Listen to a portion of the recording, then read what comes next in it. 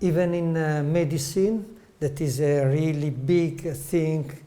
There is a revolution, and is the PNEI, Psycho-Neuro-Endocrine Revolution. So let's see what is, and just let's take this picture because it's really important. This is a picture of a human cell, and in this human cell there are all the activity of the main neurotransmitter of the brain and hormones, and all the receiver, the place in the cell that is receiving those. This is really looking like a neuron, a cell of the brain, but it's not a brain cell, it's just a blood cell, a white blood cell.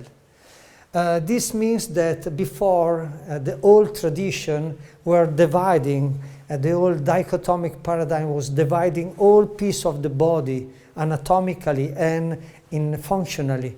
So we have a very strong straight division between nervous system, immune system, endocrine system, and psychology of man.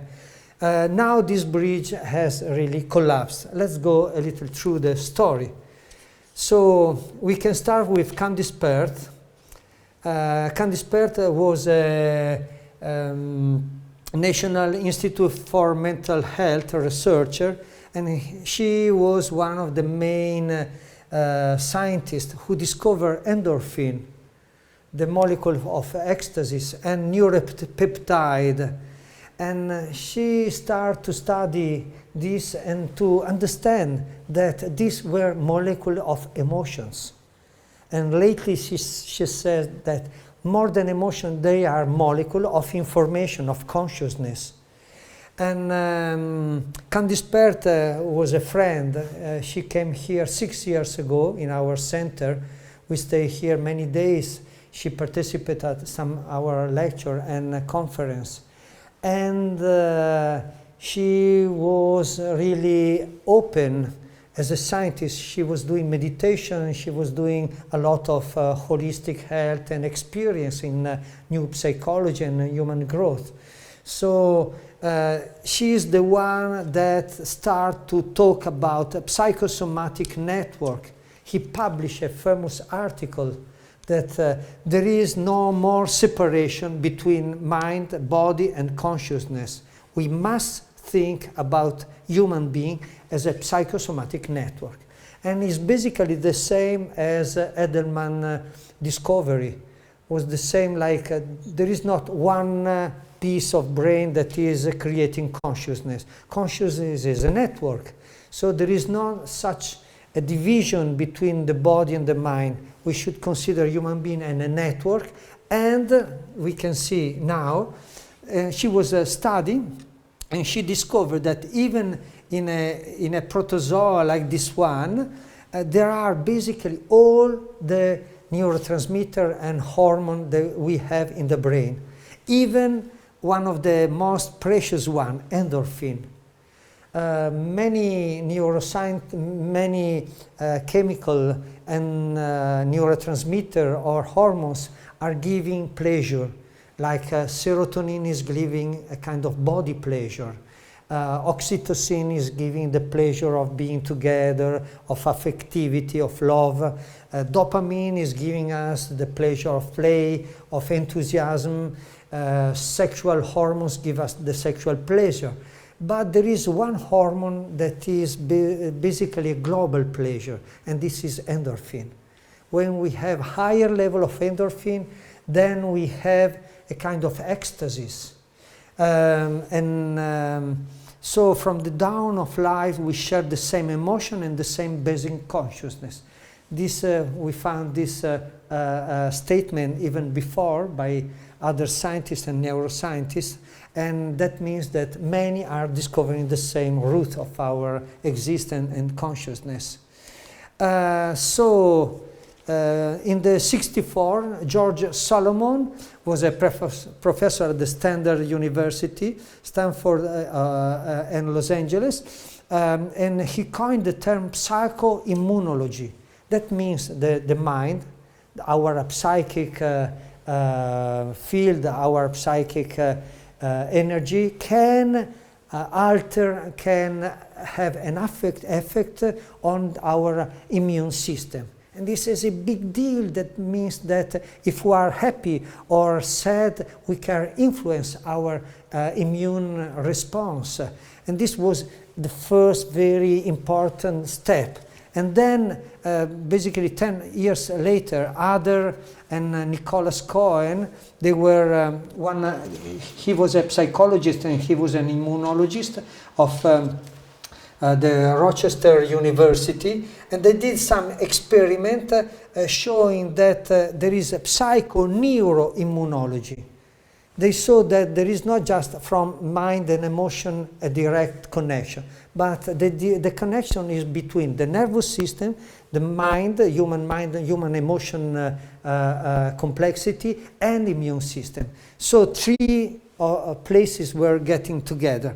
And at the end, in 1984, Blalock was a physiologist of Alabama University, and he published the immune system as a sensory organ and showing interaction between the nervous, endocrine, and immune system altogether.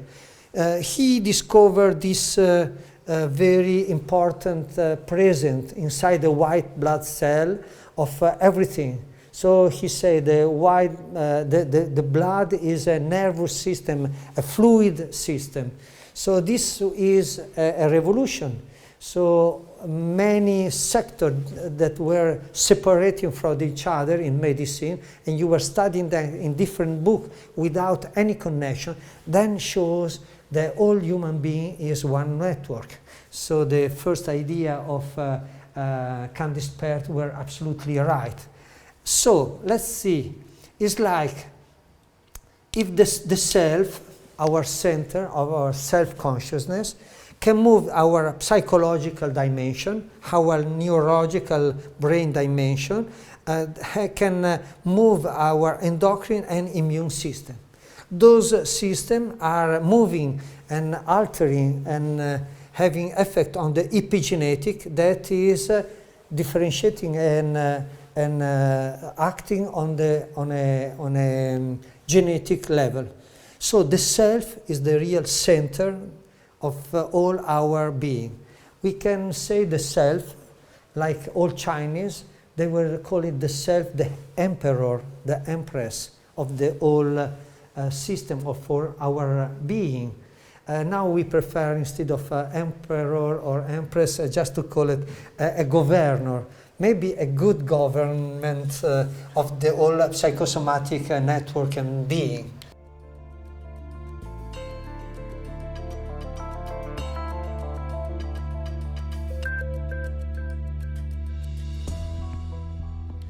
So now we can go a little deeper and see the psychosomatic paradigm in electroencephalography. Let's remember that electroencephalography is already a field between medicine and psychology. So with electroencephalography you can deal with some medical disease and some psychological disease. And there is an EEG coherence.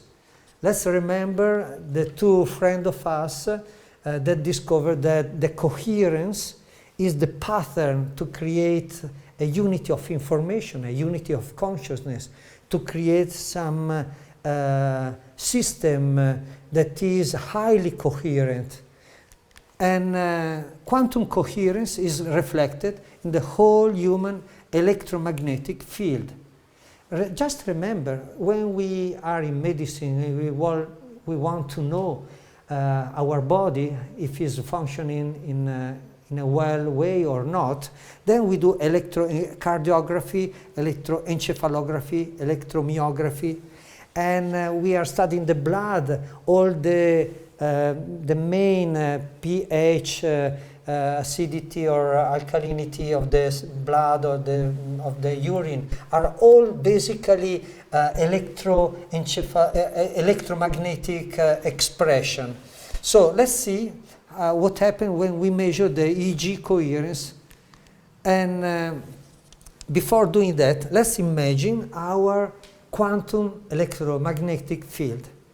We start in the small experience, direct experience of consciousness, just to feel our body, to feel the center, the axis of our body, and soon we will do the next experience. We will start to feel the whole field. The field have been measured up to 15 meters around the body with the squid that are very sophisticated electromagnetic devices. And just imagine that, which, like every field, the field is going all over, is going to the whole system. So we basically, through our system, we are connecting with other people, and we receive and to give the same energy, our energy, to them and to the world. This field is done by 3 steps, like body energy, emotional energy, and mind energy. So we can stop one, but if we stop our physical center, then we stop the whole turning, the whole movement of the energy. So if we stop the heart, we can stop the whole circulation, and the whole field get shrink, get very close. So by understanding the energetic quantum electromagnetic field, we can really understand something very deep and precious. So let's see. Stuart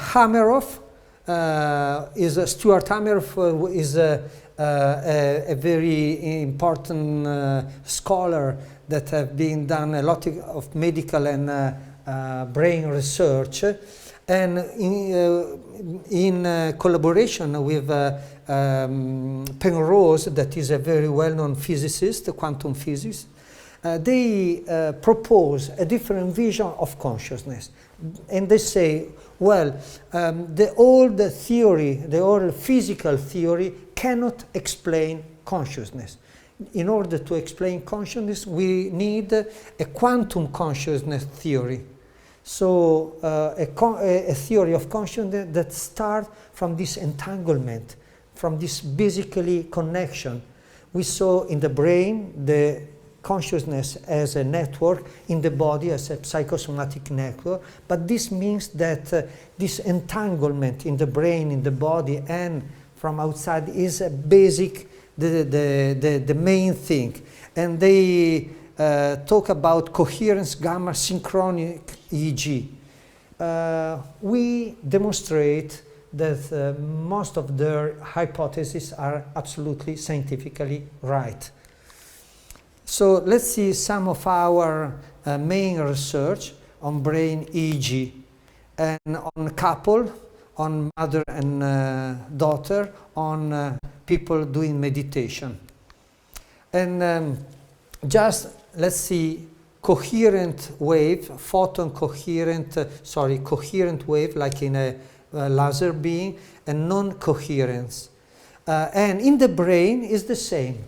In the brain we can have a very high coherence between different parts of the brain. That means that the waves, like in this line, they are completely synchronized. Or we can have the same wave, but as in a mirror, in phase opposition. That means one is goes up and the other goes down. That means conflict. And or they can go completely on their own, so there is no coherence, zero coherence. So let's go through and just see some picture. This is the brain of a person, right hemisphere, left hemisphere. In the red one are the delta waves, the yellow the theta waves, green the alpha, and the beta 1, beta 2, and beta 3. And we see this, a person that is evidently the right hemisphere and the left hemisphere are completely different. So the coherence in the brain area are basically zero. Here in the middle is zero. Up here is 100% positive, and this is 100% negative, phase opposition. And just see another person that is doing self-consciousness meditation, and the synchronicity is getting to 96% coherence. And moreover, we can see inside not only they are similar, the left and the right, the feminine and the masculine. Let's imagine that this is the mind, this in the middle is the heart, and this is the body. And there is an incredible harmonic wave that goes all through the neural axis. So the all physical, emotional, and mental state are in harmony. That's absolutely incredible. When we did this kind of research, we were on Himalaya, and we did it on people meditating over in the mountain, and we say, oh God, we do just some mistake. It's not possible that the brain could perform some harmonic wave. This must be a mistake. But after many research, we say, well, it's really true. The brain is creating harmonic wave in the whole system. And so we did some experiment on several hundred people, and we saw that the coherence, electromagnetic coherence between, in people with severe depression were basically 20% of coherence. In mild depression, we're doubling 40% coherence. In light depression, that means basically every one of us, we are all a little depressed. They grow to 50%, and a little more in normal people, what we call it normal well-being, and rise up almost to 80% in people who are doing meditation. So self-consciousness is directly is a very important tool for health and for human growth. That's why if we understand that the old pattern, the old paradigm were a divided paradigm, were dichotomic. Each part of the system are seen as alone, not collaborating, not entangled by on each other. When we do self-consciousness, we create a center, and this center is able to connect the whole brain as oneness, as a whole.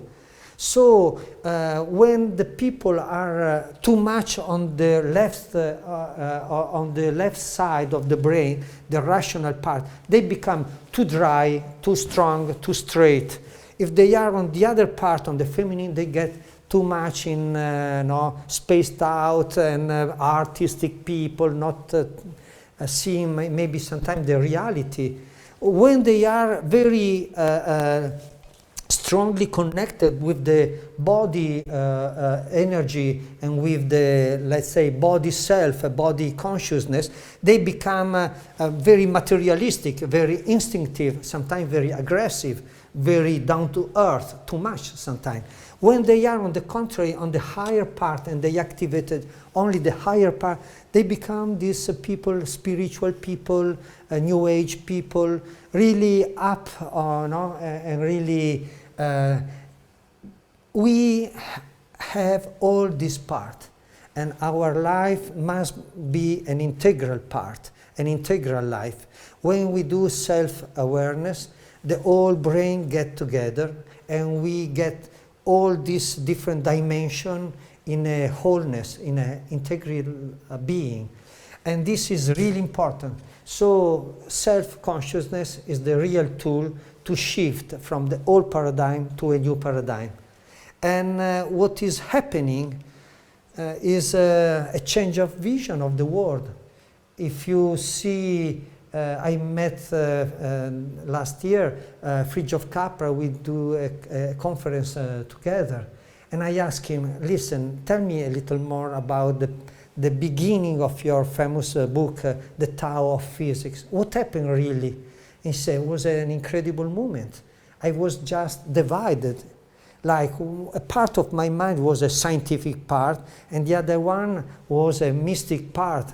I read about Indian philosophy, and all of a sudden I was there, and the two sides of my being get together, and I see this existence as material and spiritual, like an intelligent energy that flow together. And I was flowing with the existence, and I was breathing, and my body was the same particle of light, and everything was dancing. So when this moment of self-awareness, of integrity happened, you change your world. And instead of seeing the thing in a separate way, you just see the oneness of existence, and you are part of it.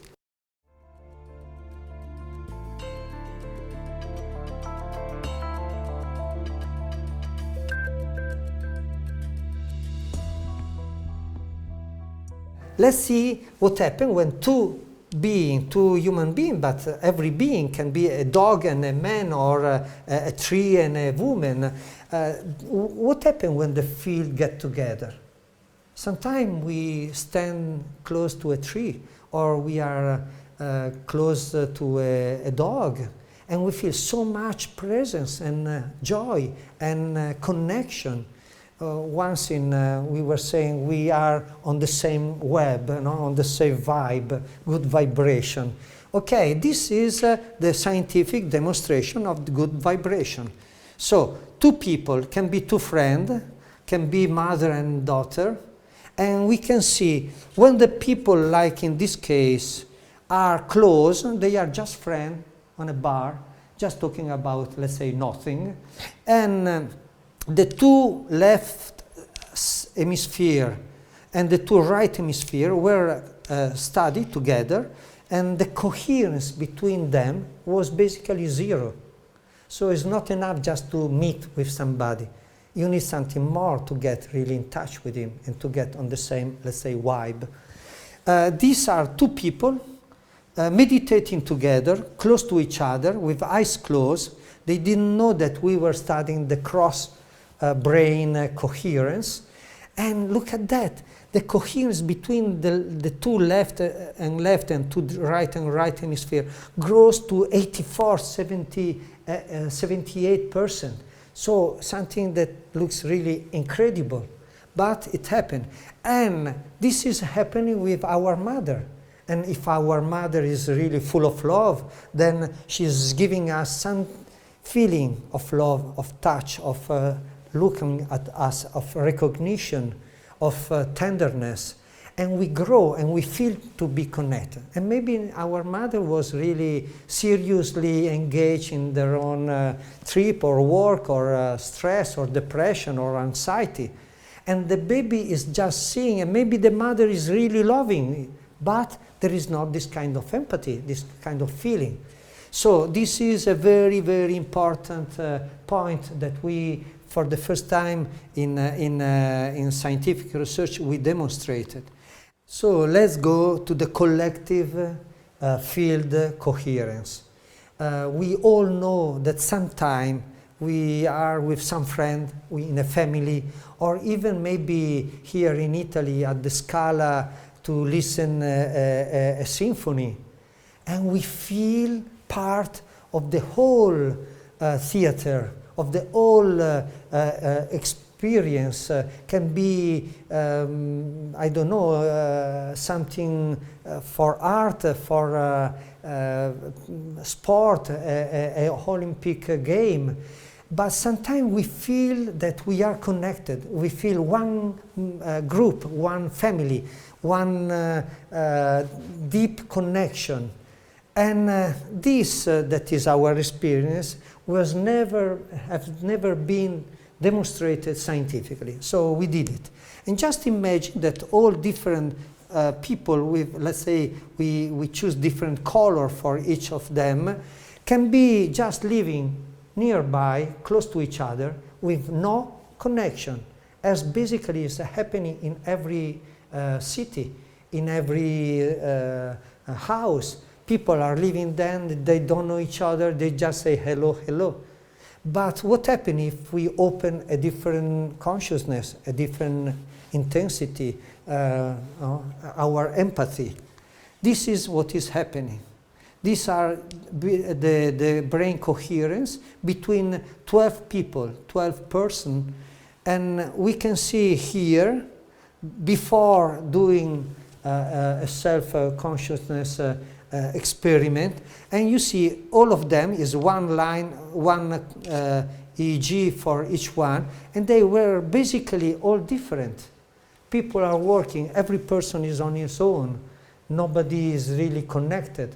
But we just ask them, as we do in this small experiment of feeling ourselves, just open your heart, close your eyes, just feel your body, your breath, and all of a sudden we say, okay, just feel the whole group. We are here, we are doing an experiment. It's a very important experiment. We can demonstrate that something real can connect us. It's not just a philosophy or a spiritual believing system. And this is what happened. And we see the people going up to 71, 61, 73, 82% of coherence, group coherence. Someone a little more, someone a little less, but we all were feeling to be one group. And this is the beginning of our let's say, hopefully future life, to understand how to reach this state of connection means we can teach people to create this in school, in university, in your work, in your family. Sometimes family are completely one opposite to each other. So just to understand the rule and the laws of this unity, of this coexistence, cooperation is really important. This is the very root of the possible global society, a global, sustainable, peaceful society. We don't do, this is like doing war, this is like making peace. And we, in the last 30 years, we start to discover the laws that can govern exactly this unity, this intensity. And we saw that if we don't open our heart, this synchronization does not happen. So we learned that we need at least two things. First, people have to open the belly, the heart, and the mind. They have to feel back again to their own integrity. Basically, opening the mind means the people have to work on their own past bad experience, bad emotional memories, because bad experience is closing our heart. And if the heart, that is the center of the whole field, if the heart is closed, then you cannot have a field. You cannot enjoy, you cannot create a collective brain coherence. Then the second step over the heart is consciousness. So the second step is first open your heart, then know yourself. And this we try in 30-year experiment, a lot of practice from Eastern, Western tradition, new tradition. And we saw that the most easy way is what we call it the psychosomatic mindfulness. And we did a protocol. And in the last lesson, the 10th lesson, we will show you the effect of this protocol just on small kids, on people that have never done any kind of self-aware technique. And this is so easy. And just in 12 hours, in a school, 12 hours is basically nothing. But in school, even kids of 6 years can learn very easily in 2-3 hours how to get together. And we have done a lot of statistical, clinical research on that. And just this 12 hours, that is very short program in education have done a lot of change. The children or the young people or the adult are getting together. They feel to be one class. They feel that they can open, they can trust each other. They start to collaborate even with the teacher or with the other people. So just in 12 hours, we change something very precious from inside. This is our protocol, and we really can provide a wide extension and teaching for everyone, because this is really, really important. But first, we have to do this in ourselves.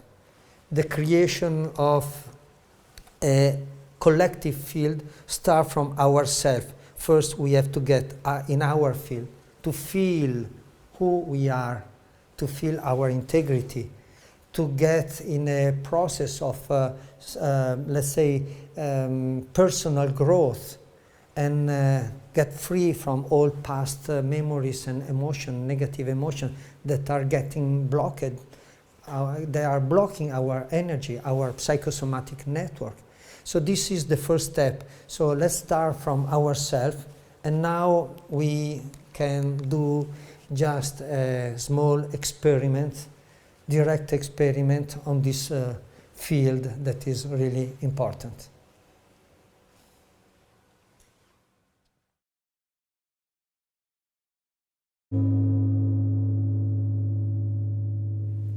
So now we will get this experience of the energy consciousness of our body.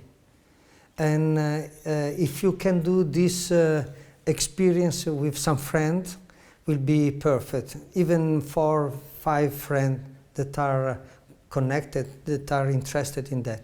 Otherwise, you can start alone, and then you will experience with some other people.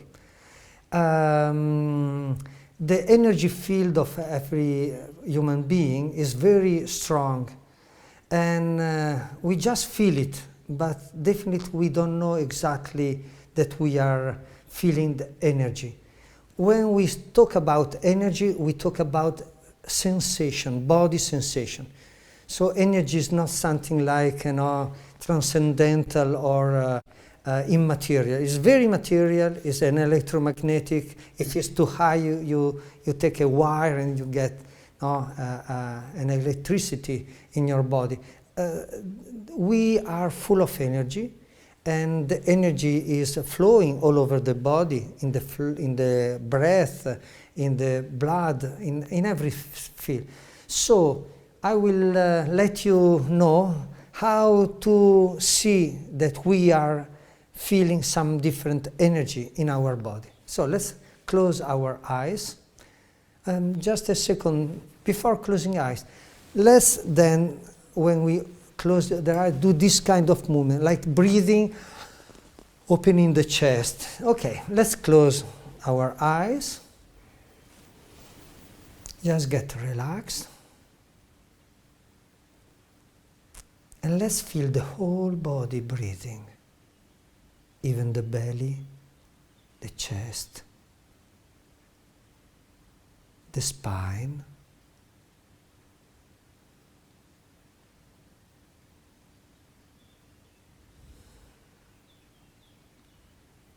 And just let's listen the flux of air, the stream of breathing coming into the nose. All the sensation is energy. Just feel the air coming in. Usually is a little cold. When it's getting out, it's a little warm. The electromagnetic spectrum have infrared that is heating, and ultraviolet that is more cold. Let's feel is energy. Each atom, like oxygen and have an electromagnetic polarity, an electromagnetic charge. So let's feel the energy flowing in the nose, in the head. Let's open the mouth. Let's feel all the throat, all the neck, the cervical vertebra. Let's breathe. And let's open our chest, our lungs. And now let's do the same exercise. We put our hands on our legs and let's feel just the energy of the hands as they are. And just feel all the two hands are exactly the same. You feel them exactly big, the same space, the same size. Maybe just take the hands 20 centimeters, 20 inches in front of your face without touching the face. And just feel both the hands are equal. You feel the same sensation, energy, or one is bigger than the other. One have more energy. Okay, let's take down the hand with more energy. And let's take your fist. Let's just move in a strong way your fingers, your hand. Just breathe in your hand, the one that was less charged. If they were together is okay. Open all the hand, close, strong, all your hand. Do it several times. Feel it.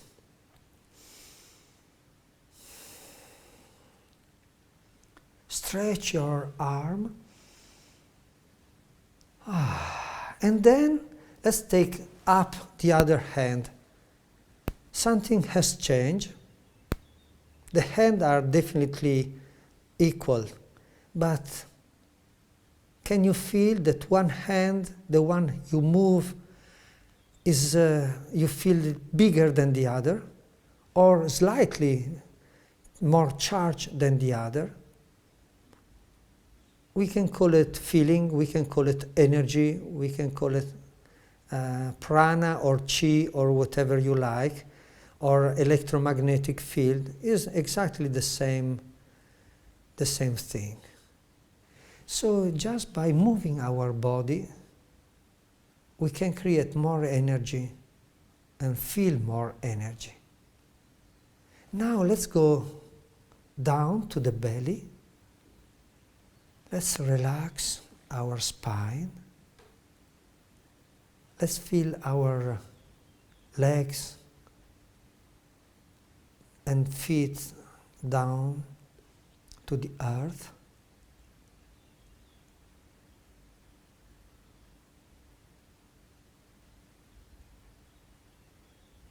And again, as the last time, let's feel the whole body like a balloon made on the shape of our body. Like the skin is a balloon on the shape of the skin, but is breathing. Inflation, relaxation, pulsation. And now I ask you not to move for 1-2 minutes. Just be relaxed and still. And just feel all the skin breathing, all the body, the energy body, quantum electromagnetic body breathing.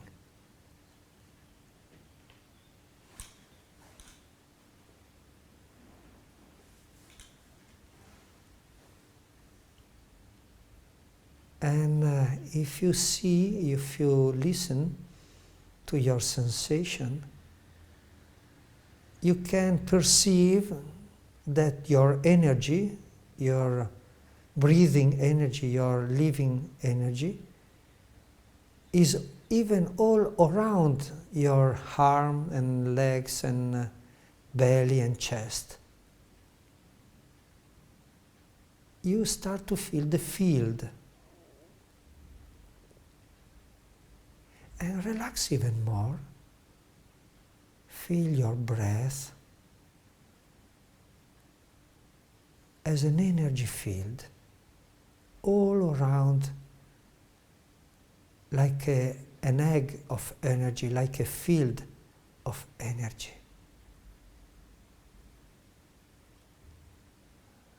If you open a little bit more your heart and you enjoy this moment and you relax, then the field probably gets better, gets stronger.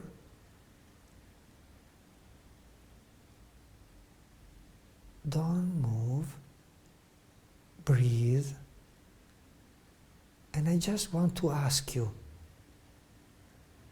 where your energy ends, where your energy finished, how large is the sensation of your field.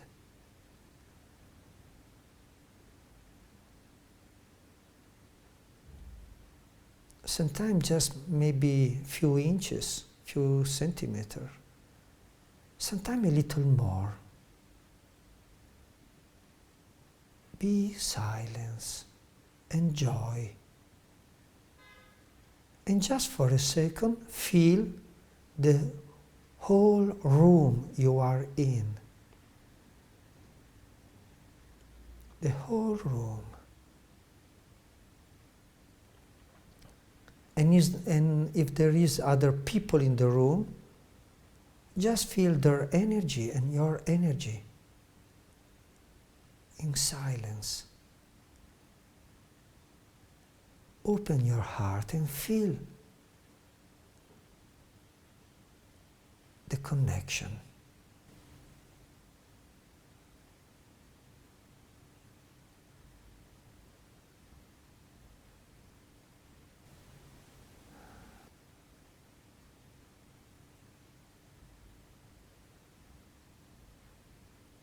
And when we do this exercise and we connect all the brain of the people to an electroencephalogram, we can see that slowly the coherence gets higher and higher. We are getting more synchronized. It's something that we can learn in just few hours of exercise.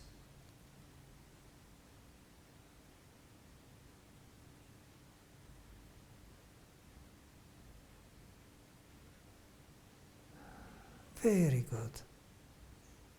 Sometimes in the beginning you don't feel much of your field. It's just a question of doing some more time and getting really in a silent space. And you can do it even with your partner, with your daughter or son, with your beloved.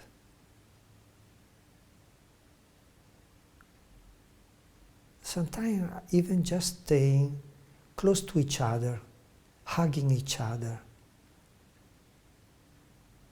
No need to do anything.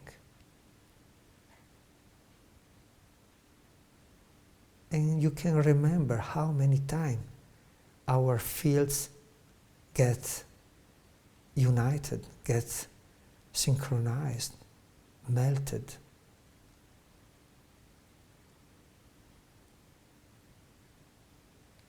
And if it's not melting, then we feel sad. If the feeling with our mother, with our lover, if it's not open, then we feel alone.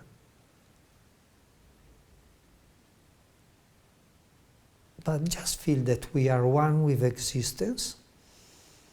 We are never alone. We can just think to be alone. We are part of this vast existence, of this infinite wholeness.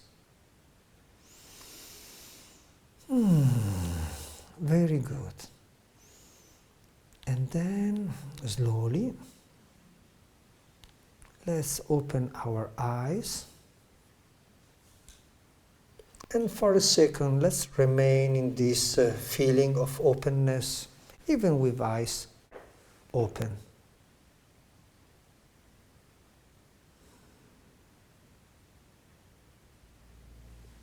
Experience, try some experience in your life, alone, together, in some maybe quiet place, and slowly you will learn how to enter the experience of the field.